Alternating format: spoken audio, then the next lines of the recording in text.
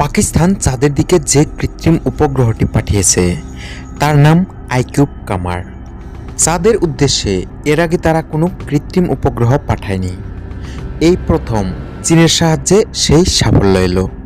চীনের চাং 6-এর সঙ্গে চাঁদের উদ্দেশ্যে দেশের প্রথম কৃত্রিম উপগ্রহ পাঠিয়েছিল পাকিস্তান। উপগ্রহটি চাঁদের কক্ষপথে নির্দিষ্ট অংশে পৌঁছে গিয়েছে, সেখান থেকে ছবিও তুলে পাঠিয়েছে। এভাবে চাঁদের প্রথম নিজস্ব ছবি হাতে পেয়েছে ভারতের পড়শি দেশ। শুধু চাঁদ নয়, কক্ষপথে দাঁড়িয়ে সূর্যের ছবিও তুলে পাঠিয়েছে আইকিউব কামার। কিছুদিন আগে চাঁদের উদ্দেশ্যে যাত্রা শুরু করেছিল চীনের চ্যাংই 6। এই অভিযানের সঙ্গেই চাঁদের উদ্দেশ্যে দেশের প্রথম চন্দ্র উপগ্রহ পাঠিয়েছে পাকিস্তান।